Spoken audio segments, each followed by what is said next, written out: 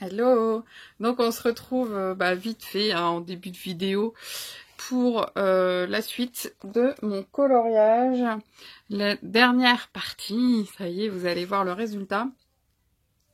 Il m'aura quand même pris à peu près 3 heures pour tout faire. J'avoue que le Posca que j'ai rajouté à la fin, bon, ça c'est joli, mais je trouve que sur ce colo-là, ça n'apporte pas énormément de choses. Mais bon, j'aime bien en mettre. Et puis voilà. Donc vous allez voir ça à la fin. Donc j'ai fait le fond, un fond relativement simple au pastel sec. Puisque c'est un pastel, pas un pastel, donc au pastel sec. De toute façon, vous allez voir tout dans la vidéo. Donc là, je vais vous laisser en vitesse normale. Je pense que je vais pouvoir vous laisser tout en vitesse normale. Et puis, je vous retrouverai à la fin pour faire un petit, comme dirait Mame Créative, un petit débrief à la fin. Voilà. À tout à l'heure. Donc, je vais prendre les pastels secs de chez Action pour faire le fond. Donc par contre vous n'allez pas voir ce que je fais sur le côté, mais je gratte mon coton, je passe mon coton sur le bâton de pastel que je choisis. Alors je vais mélanger du rose, du violet, du jaune aussi, puisque je vais faire un halo jaune, vous allez voir juste après. Je teste un peu les couleurs, voir quel rendu je peux avoir, et puis comment je peux faire pour que ce soit plus... Enfin que ça tranche vraiment, quoi, que ce soit pas trop fondu l'un à l'autre.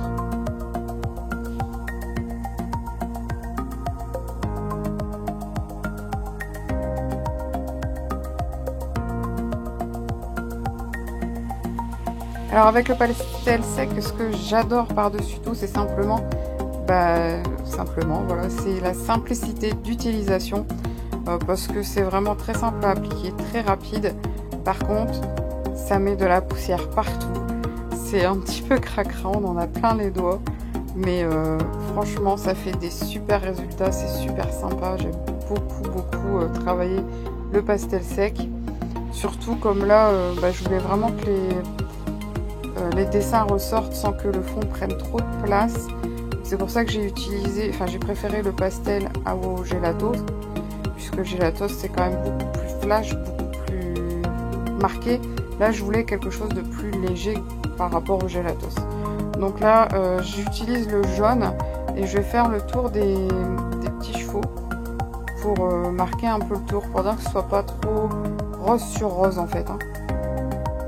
Et puis, j'aime bien faire ça. Je l'avais fait sur un colo de Peter Pan qui rend super sympa.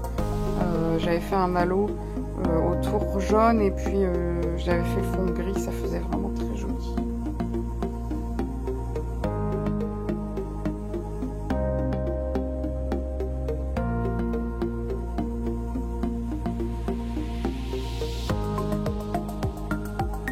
Alors moi j'utilise le pastel sec comme ça en allant gratter mon coton sur le bâton de pastel.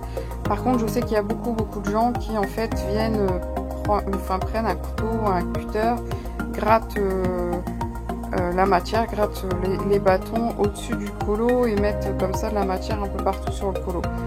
Donc je trouve que déjà la technique du coton, je trouve que déjà on met pas mal de poussière partout. J'avais déjà essayé la technique où on gratte là et je trouve qu'on met énormément de matière. Bon après quand je veux des couleurs flashy, peut-être que je ferai avec cette technique du cutter, mais je préfère comme ça. Je trouve qu'on en met moins partout et qu'on met moins de matière et qu'on gaspille moins le pastel sec. Même si un bâton de pastel là comme chez Action, il y en a pour un sacré bout de temps, hein, parce que sur les Peter Pan j'en ai fait pas mal, désolée je parle beaucoup de celui-là, sur le Peter Pan j'en ai fait pas mal au pastel sec et franchement la boîte n'est pas usée du tout. Là j'en avais racheté une juste parce que j'avais fait tomber la boîte en fait et j'ai cassé mes bâtons, voilà.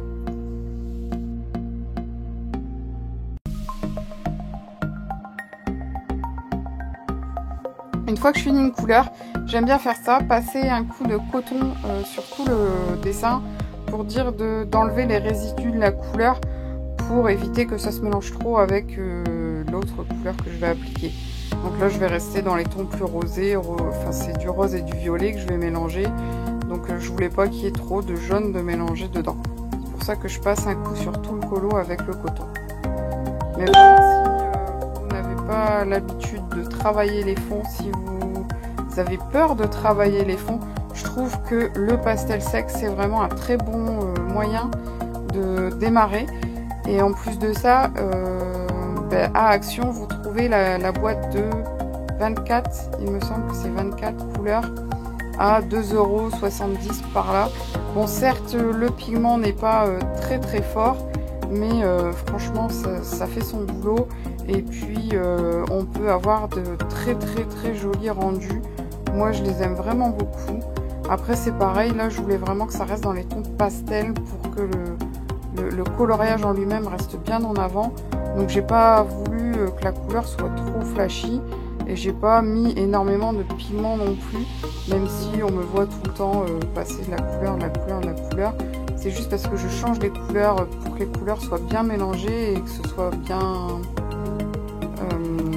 qu'on voit pas trop de différence entre le violet et le rose que je mets, que vraiment elles soient mélangées.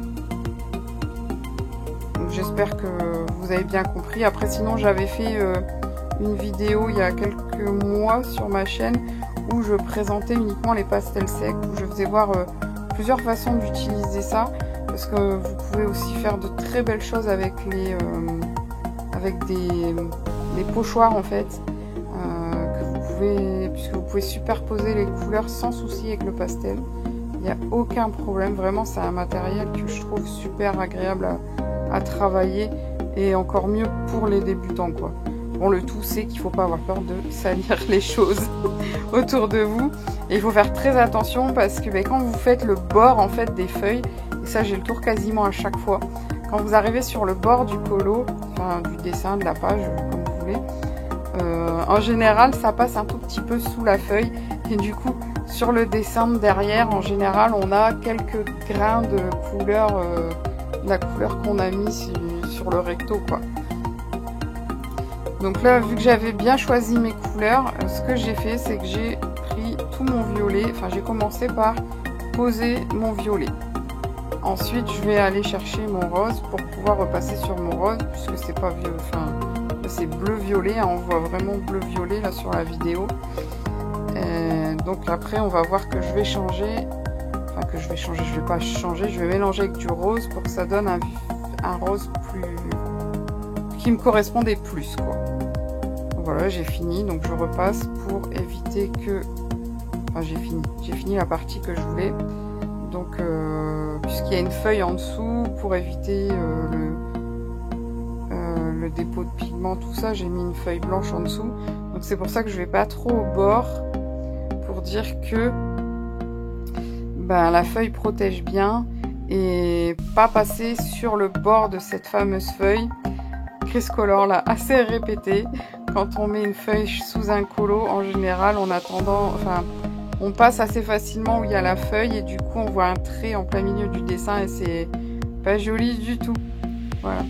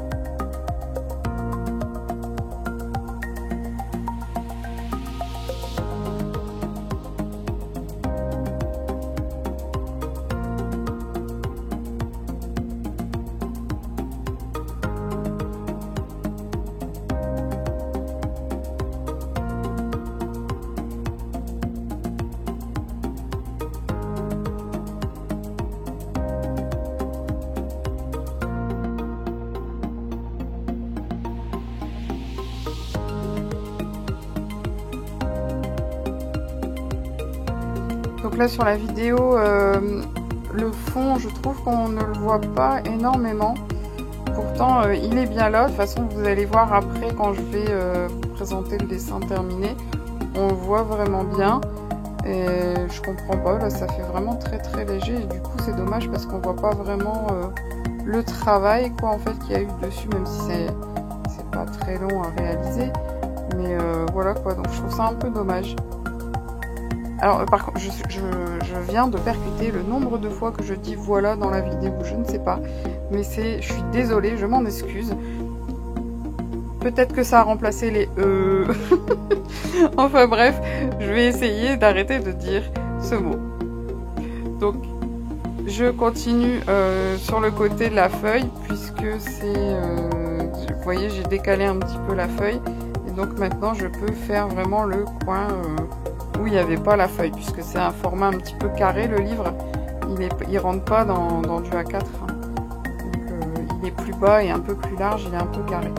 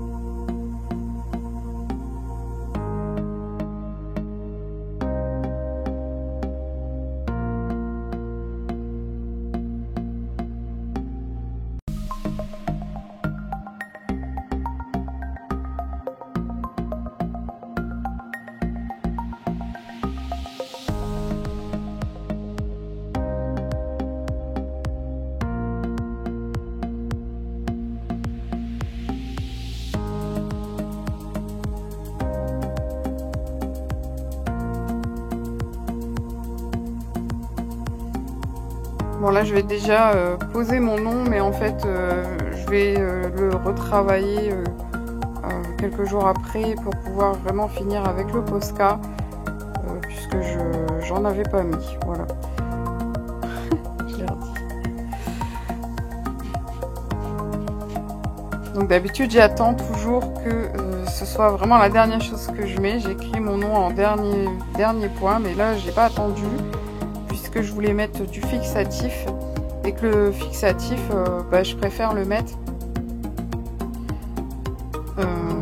sur tout ce qui est crayon en fait. Donc là je l'ai écrit au crayon, comme ça je passe mon fixatif, comme vous allez voir c'est du fixatif spécial fusain pastel.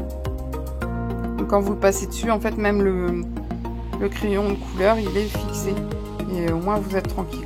Vous voyez, même ça je l'ai filmé, hein, je m'éloigne un peu et je mets le fixatif. Donc c'est pour ça que j'ai pas travaillé le jour même le Posca. Donc on revient quelques jours après et je vous mets le reste avec le Posca.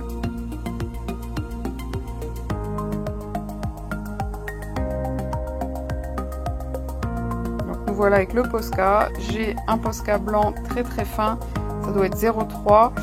Et un Posca doré que je vais utiliser qui est un peu plus épais, qui va un petit peu m'embêter d'ailleurs. Donc le Posca, je le travaille de plusieurs façons, soit je laisse le trait net, soit je fais comme là où j'étale un petit peu la couleur pour tout simplement éclaircir la zone. Et sinon, vous voyez là, je mets des traits un peu partout pour donner un peu d'éclat au dessin.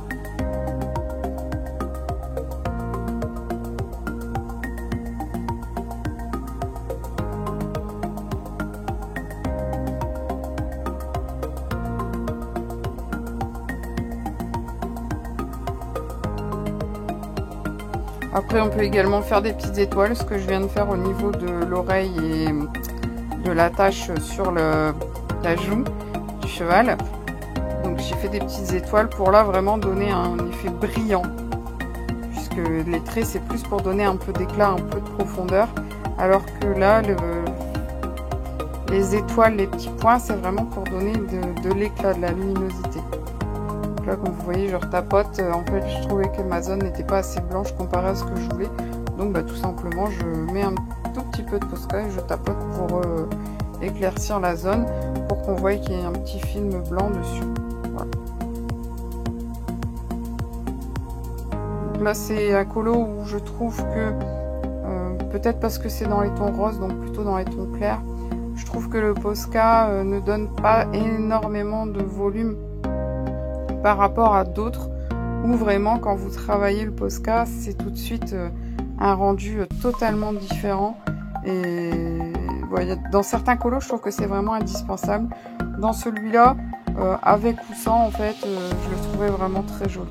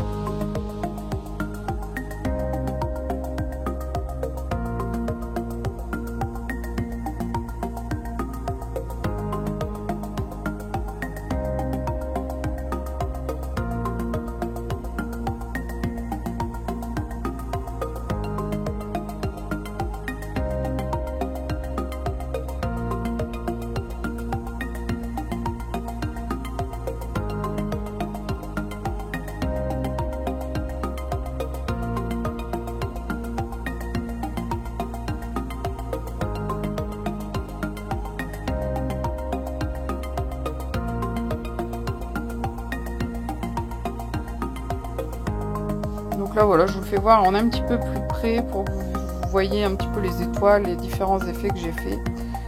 Puisque pour moi là il est terminé. Donc voilà, donc je vous retrouve vite fait pour un petit débrief sur mon petit colo, vous faire voir bien de plus près. Enfin, j'ai essayé de vous le faire dans la vidéo. Alors comme je vous avais dit, le Posca, je trouve ça plutôt sympa vu de près, mais en fait quand on regarde la totalité du colo, je trouve que on ne le voit pas trop comparé à certains colos où vraiment on voit la différence avant après. Je trouve que dans celui-ci c'est pas trop marqué quoi, surtout le doré que j'ai rajouté ici. Je trouve qu'on le voit pas trop fort en fait. Je sais pas. Bon après le problème avec le doré c'est qu'il a une mine beaucoup plus épaisse que mon blanc. Et du coup je peux pas faire ce que je veux avec. Et là c'était des petites zones tout ça. Donc j'ai pas trop forcé dessus. J'ai hésité à prendre mon doré pour rajouter dans les petits points. Et je me suis dit que ça allait être un peu trop. Donc je l'ai pas fait. Et franchement je suis plutôt satisfaite de mon résultat. Plutôt contente.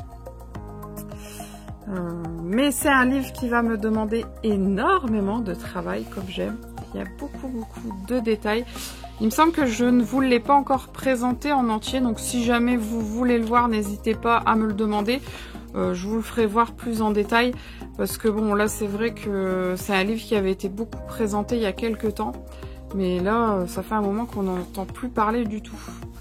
Ce qui est bien dommage. Bon après c'est normal puisque chez nous en France on a du mal à le trouver. Apparemment quelqu'un m'a dit qu'il était dispo sur Amazon.com. Donc il y a peut-être moyen de le retrouver là-bas. Et sur Etsy, mais alors sur Etsy les prix c'est affolant.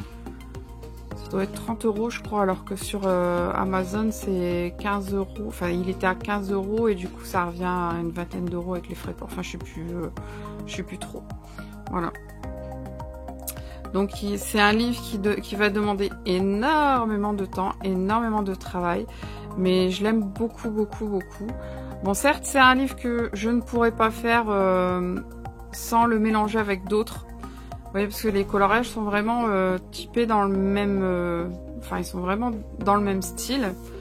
Et du coup je pense que je me lasserai à faire tout le temps des coloriages dans celui-ci.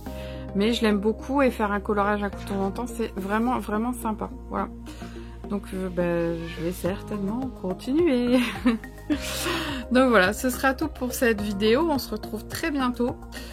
Comme je l'ai dit à certaines personnes qui me demandaient quand est-ce que j'allais le faire, je pense que la prochaine vidéo ce sera du Mariatrol en colo. Je sais pas encore si je le ferai en expliqué ou en accéléré selon ce que je vais faire, mais je pense que pour mon premier Mariatrol, je pense que je vais nous refaire une petite vidéo comme ça en colo un petit peu expliqué. Peut-être qu'il y aura un petit peu plus de parties accélérées, on verra ça par la suite. Voilà, donc je vous fais de gros bisous, je vous dis à très bientôt et surtout portez-vous bien, bye bye.